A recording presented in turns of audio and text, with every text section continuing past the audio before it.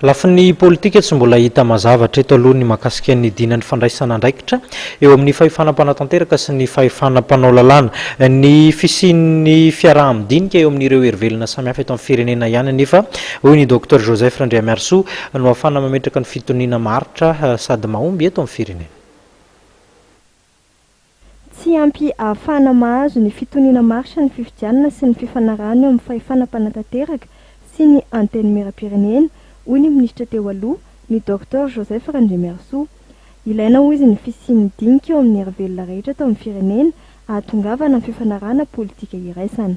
Hatreto aloha dia mbola hitasika fa sahirana ny firenena ary tsy vitanao sahirana amin'ny lafiny ekonomika sy sosialy ihany fa mbola tena mipetraka misy ny filaminana ara-politika.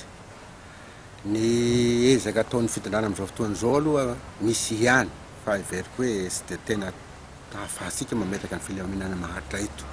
Ny filaminana ilaina eto Madagasikara eo zany dia mbola tsy ho hitasika amin'ny resaka fifidianana na amin'ny alalan'io resaka atao anatin'ny Assemblée nationale io.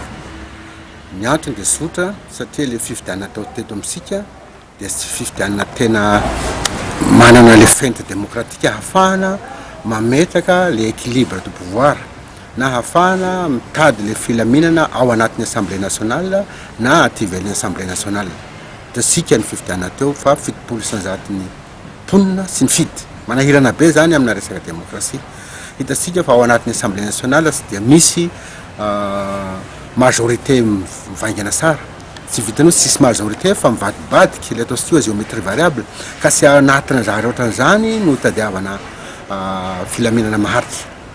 Za manao sosikevitra amin'izao présidence izao premier ministre tadiavo amin'ny lafiny rehetra misy ho filaminana maharitra io.